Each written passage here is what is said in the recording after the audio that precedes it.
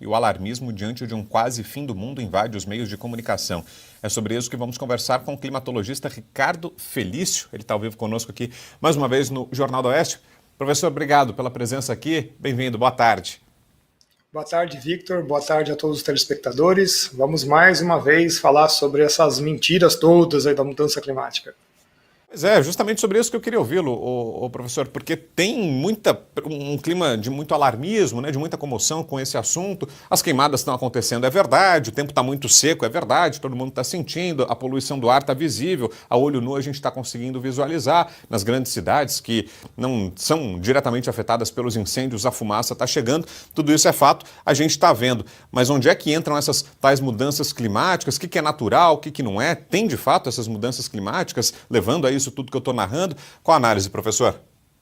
Não, trata-se de uma estiagem prolongada que ocorre dentro da própria estação sazonal, é típica dela, né? E essa ocorrência aí, esse tipo de ocorrência é mais raro, tá? Nós temos aí ciclos de 10, 30 até 50 anos, então só lembrando que nós tivemos em 1963, 1967, em 1993, essa eu acompanhei em especial, e também tivemos uma em 2014, só que ainda deslocada, foi no verão, tá? Então essas coisas realmente acontecem, então esses eventos não podem ser atribuídos à tendência, a coisa alguma, tá? Então é um fenômeno específico dessa estação. Agora, esse é um ponto. Agora, o segundo ponto é os incêndios, né? Bom, tá muito nítido que isso daí é um plano orquestrado, porque os focos surgem todos praticamente ao mesmo tempo.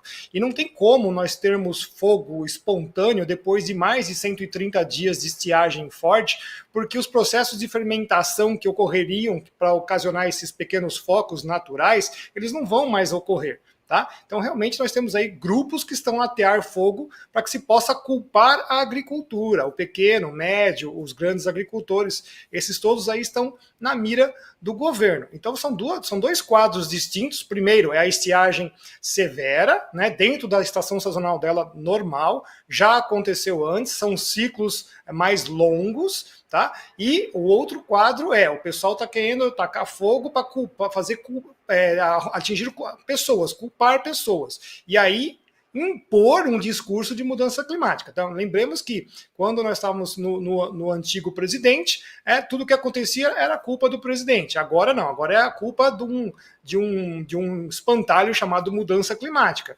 E aí a gente percebe que as mesmas pessoas que têm esse discurso da mudança climática estavam, né, no governo anterior atrás do armário. Agora eles aparecem porque lhes convém, né? Então tem bastante ideologia em cima disso. E a gente já viu, inclusive, ministra do Meio Ambiente dizendo que talvez vai desapropriar essas áreas porque estão pegando fogo criminoso.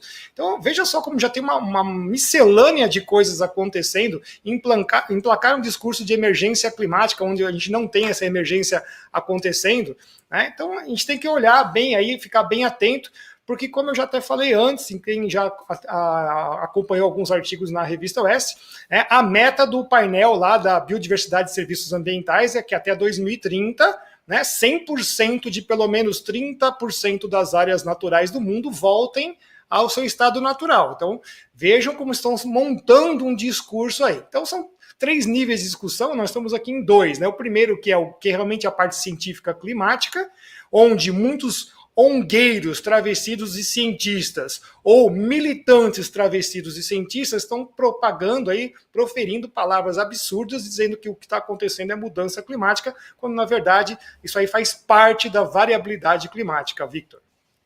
Ô professor, e que providências poderiam ser adotadas pelas autoridades, já que o problema dos incêndios está aí, tem também essa origem que o senhor mencionou, que muito possivelmente é criminosa, mas de toda forma, o poder público poderia fazer algo em relação a isso, ao problema real, né, saindo do alarmismo e do que é criado, mas fora dessa espuma, para o problema real, tem providências que poderiam ser adotadas? O senhor citou aí o governo federal, por exemplo, que antes, na gestão anterior, sofreu uma grande cobrança, agora não está sendo cobrada.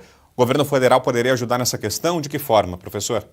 Sim, a gente tem que primeiro tirar o ranço ambientalista da jogada, da discussão, porque a gente sempre fala, olha, tem zonas de amortecimento que podem ser feitas entre essas regiões altamente florestadas, né? Você tem que montar lugares onde você possa ter acúmulo de água, principalmente onde você tem vazão de rios, onde você tem planícies de inundação. Então tem que ter toda uma reestruturação, inclusive legal, para deixar o país preparado para isso. Porque se você quer ter um país floresta, você tem que imaginar que isso aí uma hora pega fogo, porque isso faz parte natural do ciclo. Quando você ainda está passando por uma situação criminosa que você não consegue atender aí uma área gigantesca do Brasil, então sim, você precisa ter então reservas de água, você precisa ter áreas de amortecimento, você não pode ter zonas contíguas do tamanho que eles estão aí a realizar pelo Brasil inteiro. Então é bastante complicado, Victor, porque você tem um ranço realmente ambientalista que engessa as coisas. Aí você pergunta assim, pô, mas então o próprio ambientalismo está matando tudo? É ele mesmo, né? Porque é feito sem nenhum tipo de razão, né? Ele é simplesmente feito aí por um devaneio que os caras imaginam que é um planeta agora Éden, né, que eles querem fazer. O Brasil tem que se virar um paraíso florestal. E aí o que acontece? Você passa por uma estiagem muito forte, você vai ter, sim, perda de biomassa. Lembrando, né, o planeta está ficando cada vez mais verde, então a quantidade de CO2 também está criando um processo de fertilização por carbono. Isso está sendo provado desde 1978 com as imagens de satélite, não somente as áreas florestais, mas também a agricultura. Portanto, se você tem mais material biológico, se você não fizer esses tipos de manejo, esses tipos de controle, quando vier um fogo, vai pegar e vai acabar com tudo. Tá? É sempre assim. E isso que eu estou falando são estudos que têm mais de 40 anos. Então, veja só, Vitor, o quanto nós ainda estamos atrasados. Professor, eu li também algumas previsões até mais alarmistas, mais catastróficas, no sentido de que os biomas podem desaparecer, que a Amazônia, o Pantanal, o Cerrado podem desaparecer em alguns anos, e aí tem previsões para todos os tipos. Até 2050, até 2070, o Cerrado ou a Amazônia podem desaparecer, previsões numéricas de que o bioma vai ser extinto por causa dos incêndios. O que nos diz sobre isso, professor?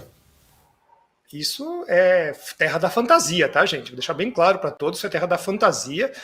Nosso período interglacial atual, ou seja, nós temos 12 mil anos, nós tivemos temperaturas muito mais elevadas do que o atual. Aliás, ele começa muito mais quente que o período atual. Então, nós tivemos aí o Minoano, só nos últimos 5 anos, 3 grandes períodos quentes: o Minoano, o Romano e o Medieval. Então, isso é bobagem, tá? Os biomas não vão desaparecer, isso é terra da fantasia. Me lembra lá o caso do Himalaia Gate, né? O pessoal do IPCC, que é o painel do clima da ONU, dizendo que o Himalaia ia sumir em 2035. Isso não tem nenhum respaldo científico. São simulações realizadas em computadores, e nos computadores eles programam o que eles quiserem. E aí faz lá um cenário, faz lá um desenho, apresenta isso como se fosse evidência científica, que não tem nada a não ser terra da fantasia. São esses climatologistas ou essas pessoas que trazem esses tipos de relatórios alarmistas, na verdade são excelentes programadores de computador.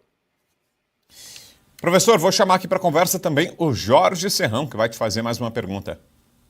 Professor, a gente recentemente teve uma informação de que 2 grandes empresas queriam implantar data centers no Brasil, sobretudo aqui em São Paulo, desistiram de fazê-lo porque aqui poderia ter o risco energético. Poderia faltar água ou ter problema de geração da energia. Mas a água seria essencial para o resfriamento dos equipamentos, e uma crise hídrica poderia afetar isso. A gente tem alguma previsão climática de que essa secura, ou de que ocorra realmente uma crise hídrica nos próximos anos, no curto, médio e longo prazo aqui para São Paulo ou a região sudeste?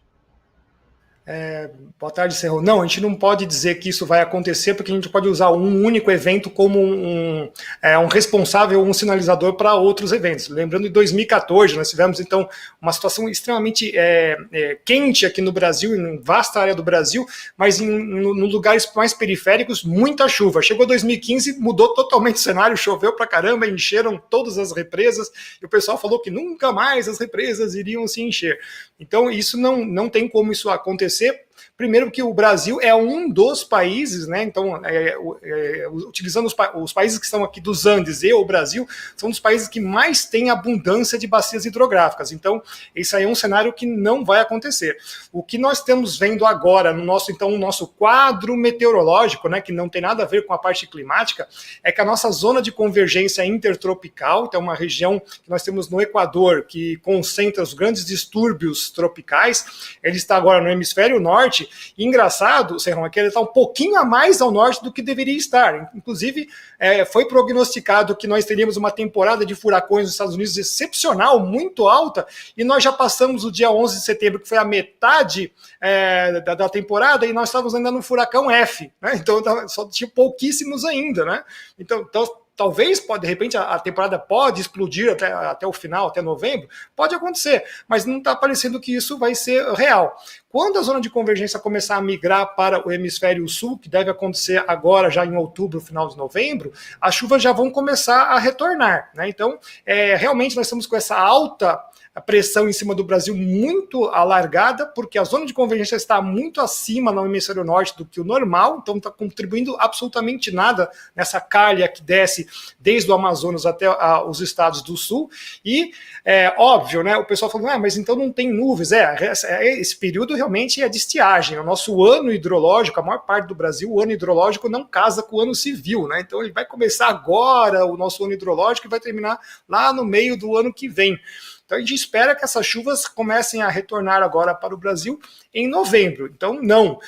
Esse problema que o senhor acabou de falar é mais referente à má administração. De novo, a gente volta para a questão do ambientalismo.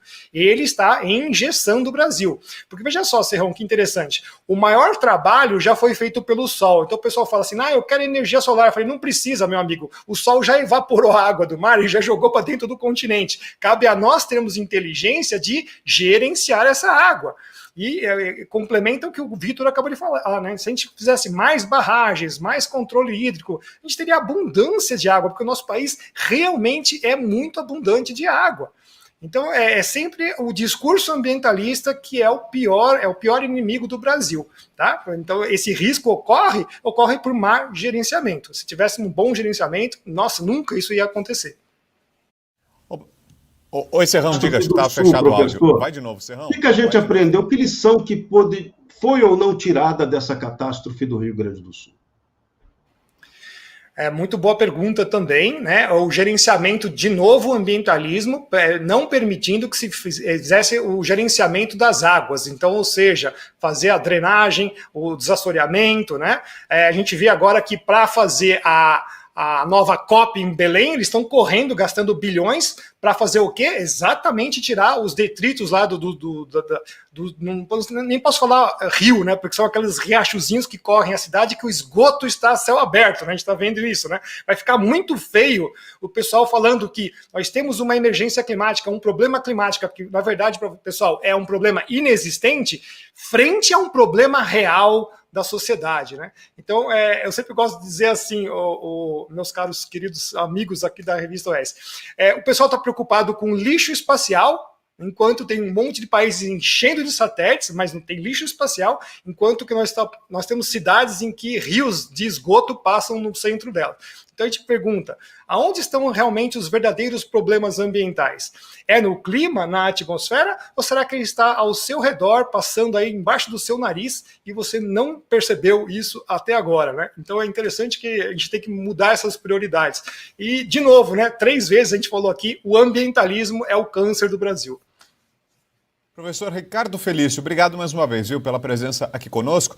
Uma ótima tarde, volte sempre. Aliás, antes de me despedir, professor, o pessoal aqui no chat estava pedindo as suas redes sociais para continuar acompanhando o trabalho do senhor. Se quiser deixar no final, por favor. Ok, eu tenho o Ricardo Felício Oficial no YouTube, que o pessoal pode acompanhar a comunidade, e o Ricardo Felício Oficial no canal do Rumble, que você pode ver pelo Odissê, pode ver pela VPN, ou no Odissê também, Ricardo Felício Oficial. Muito obrigado a todos, Deus abençoe a todos vocês e um excelente trabalho. Obrigado, professor, igualmente. Bom final de semana por aí.